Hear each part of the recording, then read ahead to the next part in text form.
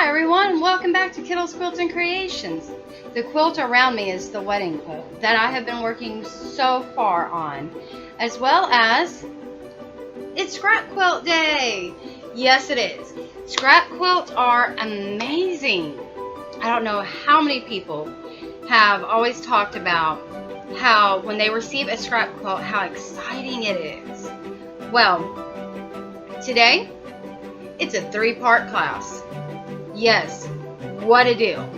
Okay, so our first part will be about your, let's see, I believe the first one will do the Dresden plate, as that one is just a simple applique book. Our second one will be our grandmother's garden, another applique in the pieced parts. Applique and pieced. What a deal. Then we have our double wedding ring quilt. Yes, the most coated quilt of your first year of marriage, the double wedding ring. The double wedding ring quilt will be also brought to you by applique and pieced. So, without further ado, let's get on to it.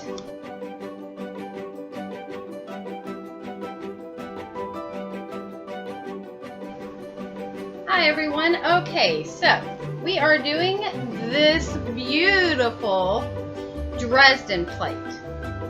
Now, as you can see, this is applique, not pieced. Applique Dresdens are a wonderful, time-consuming project for those of us that are looking to enjoy the old-fashioned way of hand sewing, but be creative with it. I, for one, was really creative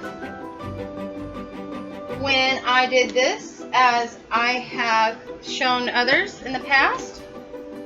You can, by many means, do this for one quilt from the Quilt and Egg Money Quilts from Quilt in a Day with Eleanor Burns. She's a wonderful young lady who, from my opinion, can do some beautiful work. You can follow her instructions in this book, as you can see here. Now, following hers, she also has your templates for making the 18-inch square or your 12-inch square. And then you have your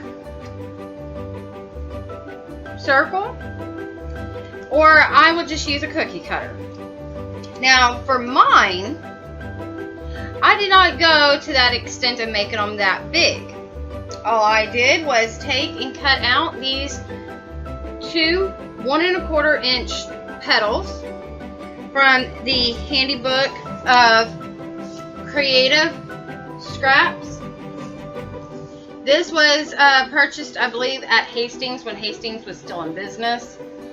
The little doodad here, as you can see, was originally for another project that I was working on many moons ago, and I actually turned them into several of these tiny little pieces.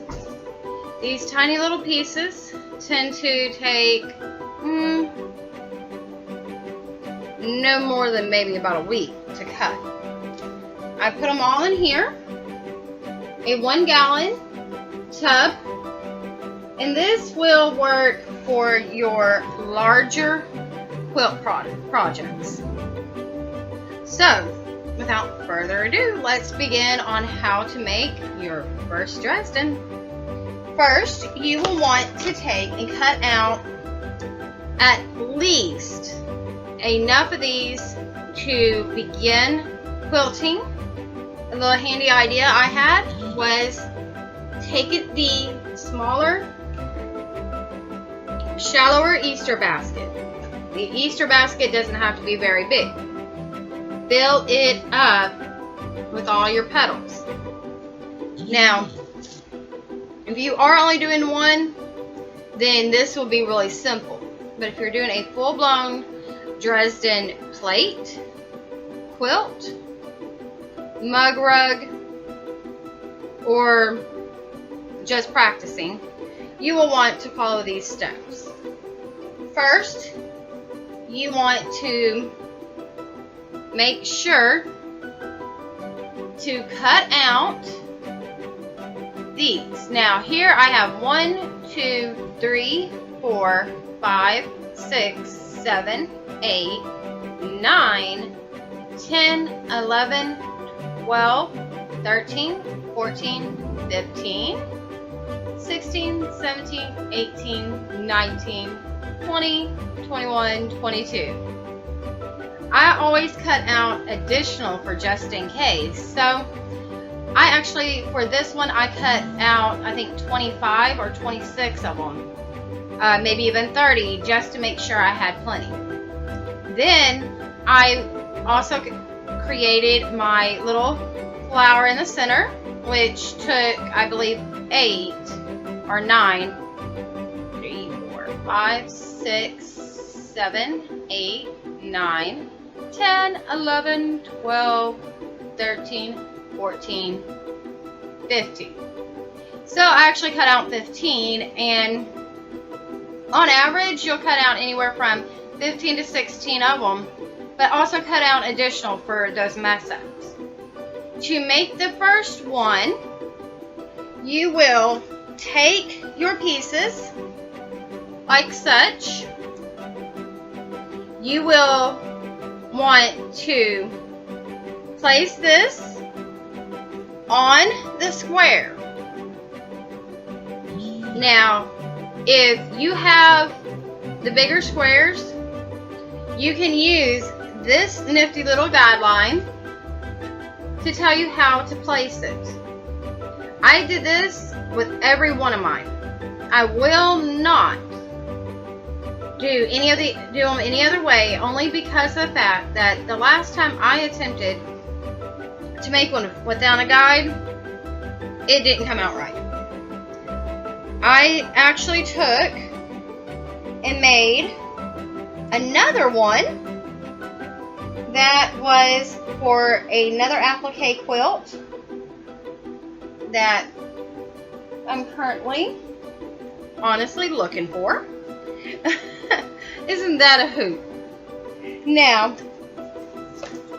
on this other quilt, I did not actually use a whole lot of patterns. Here it is right here.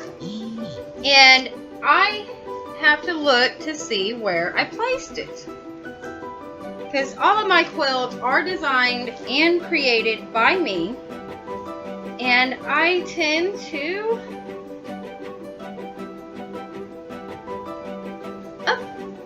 I found it. I tend to make sure that all my pieces are done. Now this is an 8.5 inch square.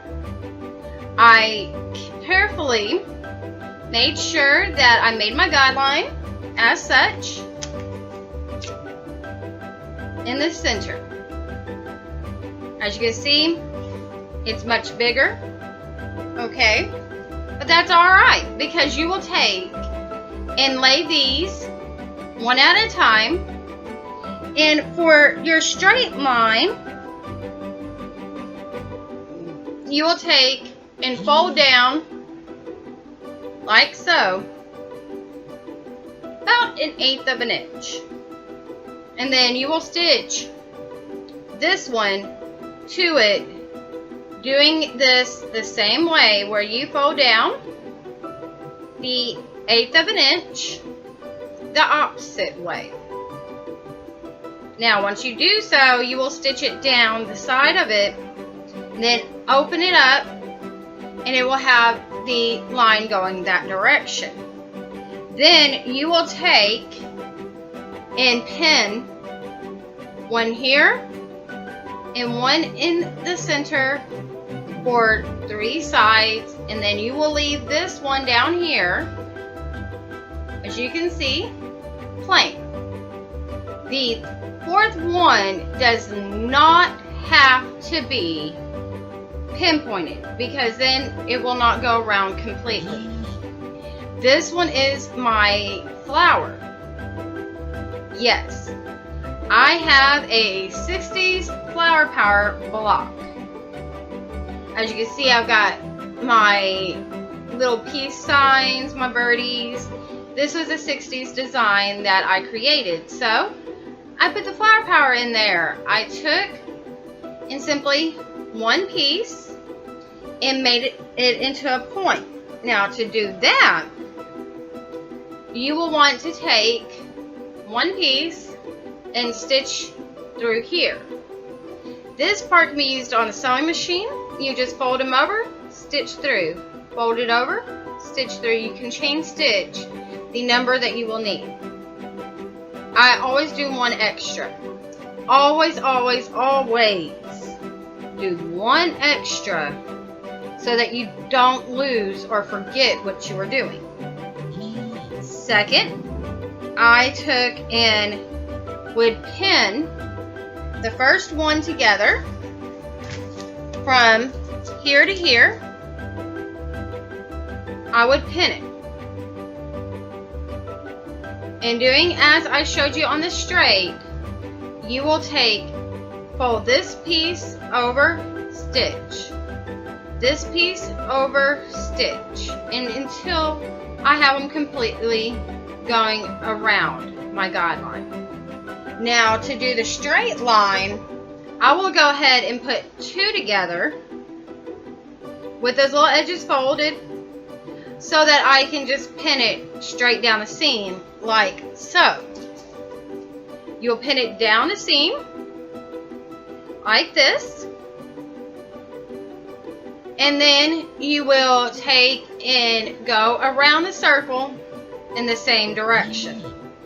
Once that is completed, you should have your Dresden plates, such as this little beautiful quilt here that I created. Now, if you're wanting to make something like my little Cabot Patch rose here, right here, this is a little 3D design, you will want to make sure you keep all your pieces straight lined. And you want to make sure that when you get to this point right here, when you go to make your pointed flower power, you want to make sure that you have an additional line to follow. The Cabot Patch is basically the same design as your Ferris wheel design. The Ferris wheel design is simply you take this little piece right here, which is only a 1 inch strip to a 1 1/4 inch strip, depending on how wide you want it, and you will take and carefully wrap it around starting from here and continue going around until you have every one of these completed and filled, until you come around. And I continued until I came to the center. On here, on our Ferris wheel design, I took the flower power idea a little further and I followed only the guideline from the original and filled it in with the strip, with these little strips in the center. These little strips are the same size, except they are tucked underneath your petal. And then once I completed, I made sure that the center wasn't too puffy so that I could add a little hexagon. The hexagon is from the Grandmother's Flower Garden. Yes, I know. You will find with all quilts, most of your templates are actually similar, if not used in multiples, and you can continue using them throughout your quilt. Now, let's go to the next video.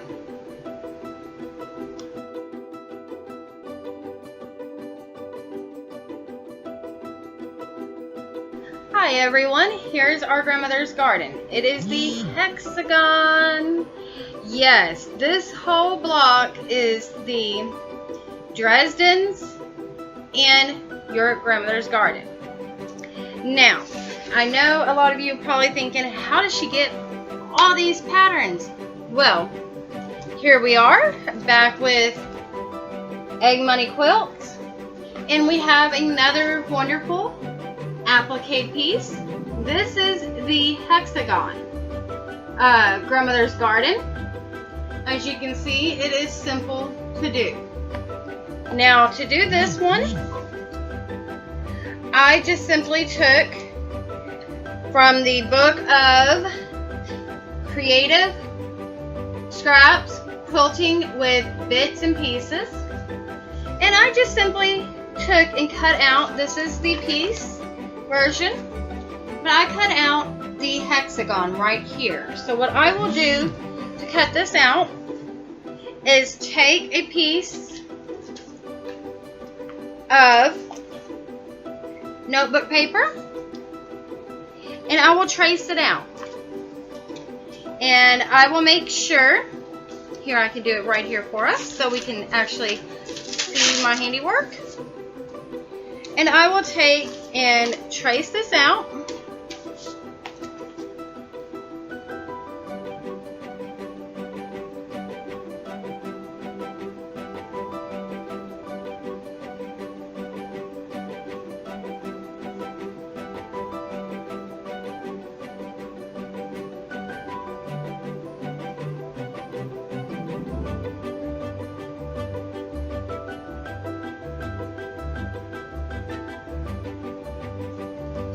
Like so.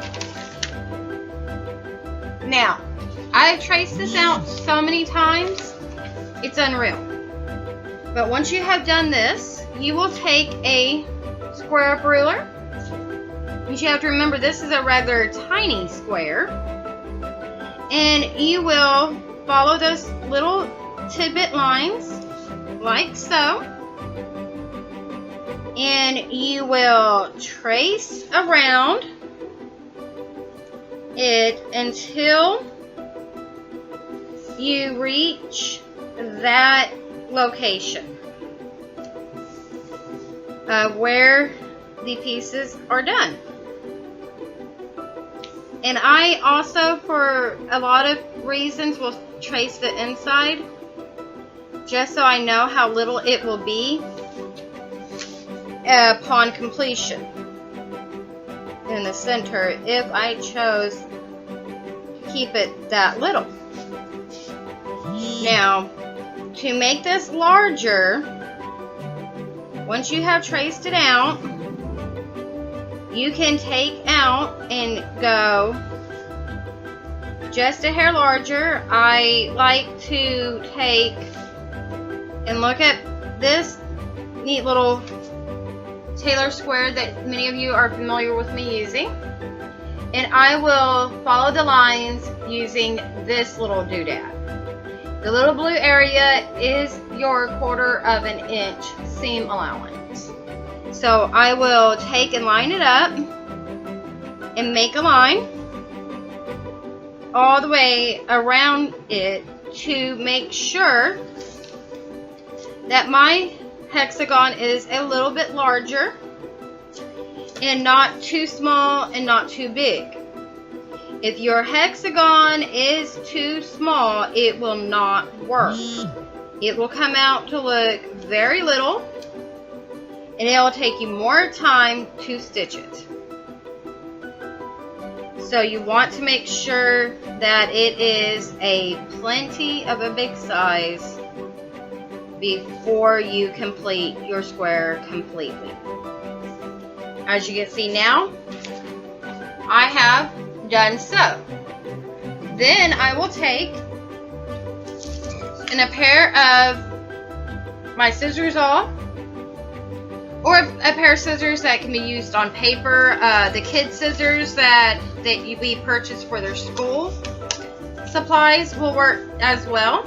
I think school supplies is an awesome way to use up those that school supplies at the end of the school year that they always tend to send home. That's where the notebook paper comes from. I also like to use old newspaper. Old newspaper does wonders for paper piecing and things like that. Now, once you have done so, there you go. What a neat little idea for simply creating. Now, so to explain, this is your larger hexagon. This is your smaller hexagon. As I stated, this is a quarter. Now this is a quarter of an inch, a quarter centimeter as well. Seam that if I completed it from this point, it will be this small. If I complete it from this point, it will be this small, and it will work. Now, for the Quilt in a Day book, you have the hexagons right here. This is your first template, second template, and last. And I have discovered that to do this one, the little one right in the center is the perfect size. So your seam allowance depends on how big and how small this will come out to look. Now, if you trace this on to, say, some newspaper and piece it, you could likely get a piece that is able to be used to make your pieced block. Yes, I'm saying that you can possibly get that pieced look that you're wishing for just by simply following this template and combining it with pieced. For your pieced, you will take and cut out from the center of this hexagon, okay? From the center of this hexagon, you will take and cut out up to, I believe, 16 for the outer.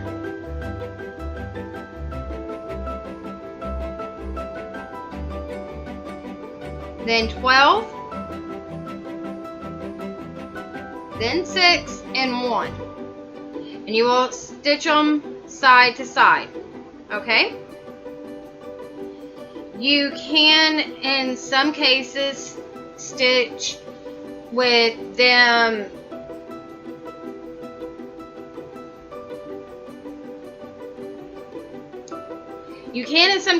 stitch where the hexagon is a little larger, but I don't believe it will fit as well as if you had followed the directions in this said book to do the Grandmother's Garden design. Now, Miss Eleanor has hers where it has instructions to do in hers a lot better than the ones that I have previously stated. Hers has a complete area where it even goes into detail with instructions on how to do it, attaching it to interfacing, and how to attach it without using those little pieces as the other book states, as you can see here. And it also she also shows you how to basically do the complete square and everything as well. I believe that to each their own is a big belief of mine. And if you're having issues trying to figure out what is my needed design, try taking the little hexagon, placing it on a square, and then you will take and trace the square like so. Tracing it out on one piece of one square. I've even done this for a scrappy piece, and just simply I did it like so. Okay, and as you can see on here, I have done a complete side of the little grandmother's hexagons. I love doing these. I think they're fun to stitch on. And when you flip them to the back, you get the little hexagon design, which looks like it frames in your back. The Grandmother's Garden is a fun and exciting design that I did for my grandmother's quilt whenever I was making it. I also did the, let's see, so many years ago. I also did the double wedding ring design from her book too. And that one came out beautifully. I was absolutely amazed by that one. And then I also did the Dresden plate as well. So think about it, folks. If you want to make a sampler, these are the perfect samplers for your quilt. On to our next video. I'll be right back with you.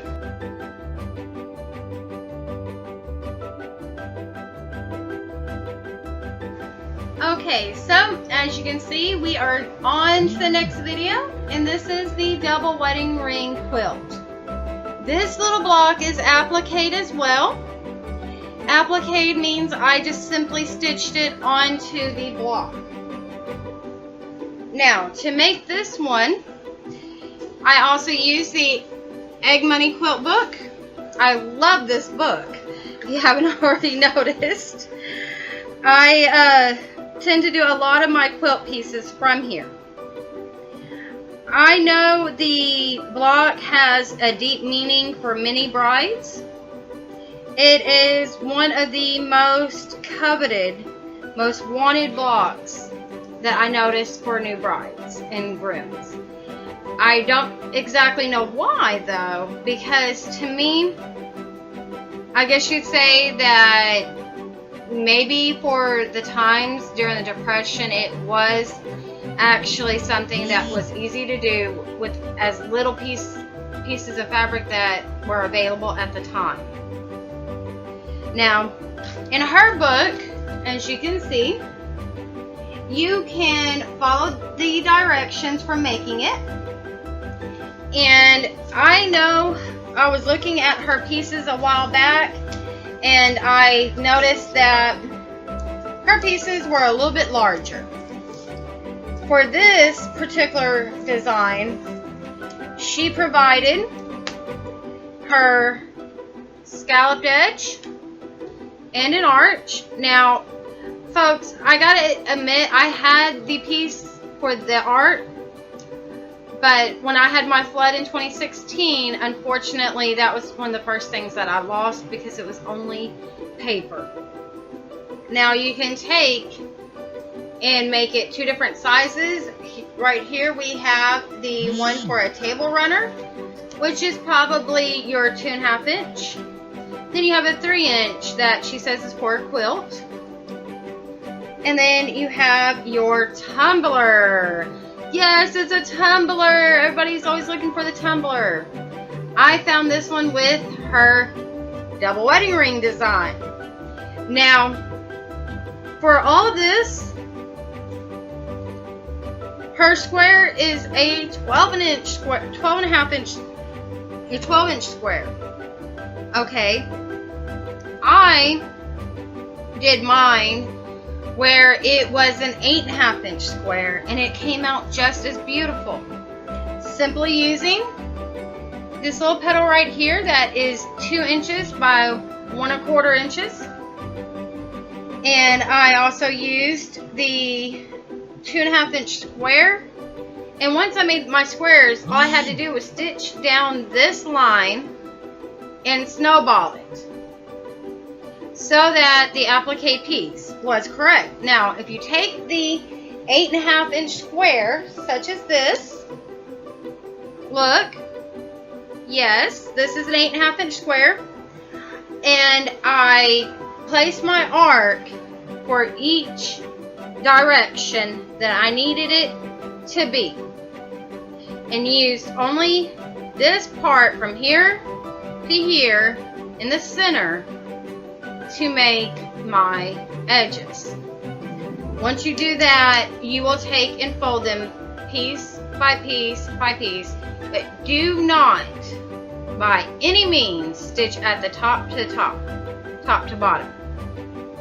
You will want to fold it over just like you did the Dresdens, but instead of just folding it over at top, you also fold it in at bottom. So the bottom up, top down, like so. When stitching, you want to go here, here. Then that way it is applique. You're not using interfacing. If you wish to use interfacing, please follow her directions. Then you will take and stitch side by side, doing that as you go along your arch. Okay? Now her tumbler is much larger, but I did mine using just simply the same theory, but a different formation. As you can see, I used the 6, but then I cornered and snowballed the corners of it using the 2.5 inch square.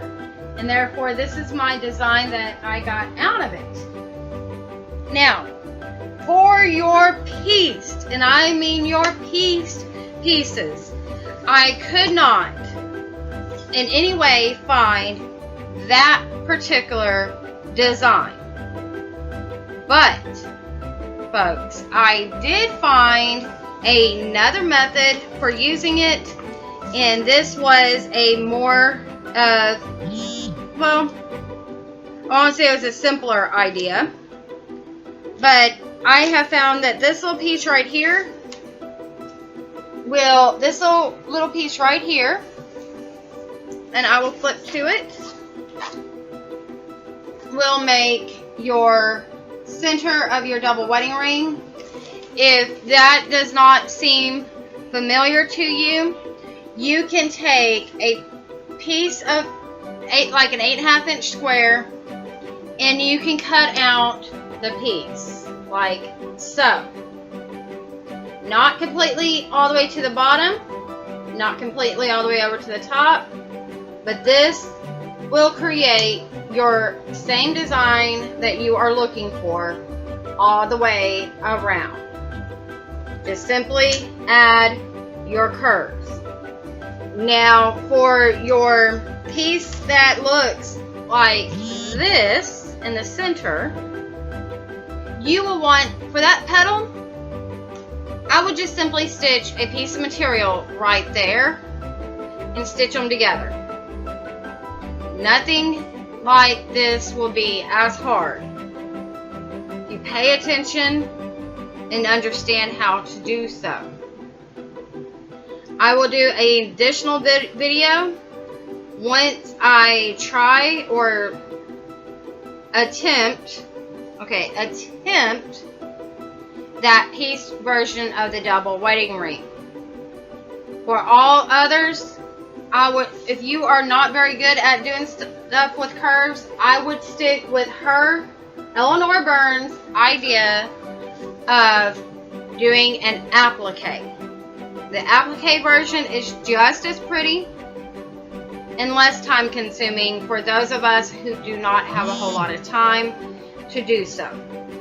Now, another idea, and I found this when I was first learning how to do a lot of this stuff with these pieces, was a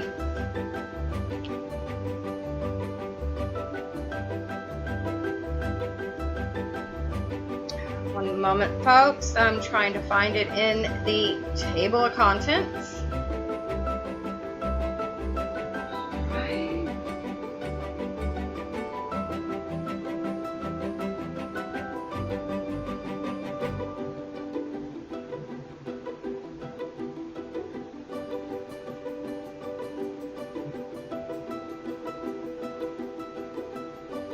Here it is.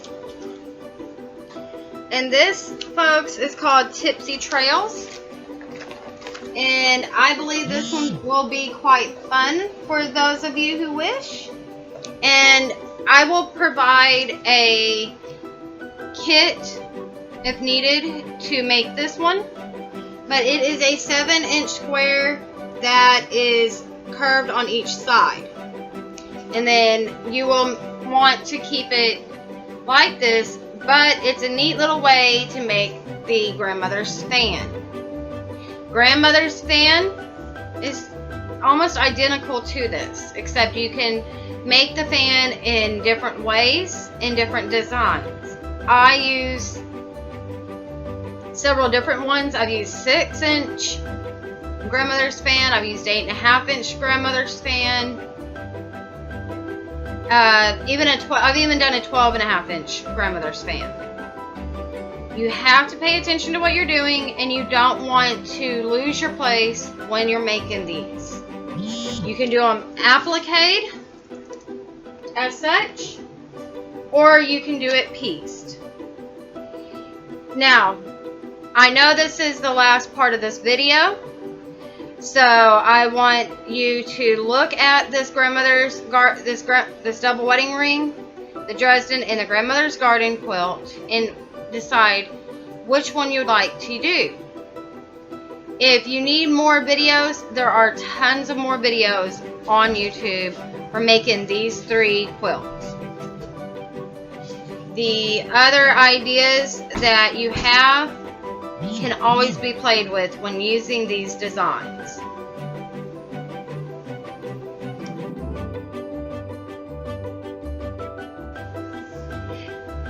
Now, folks, for our final thing today, I would like to let everyone know that I will be putting together scrap quilt kits in many varieties, in many patterns, and many scrap pieces.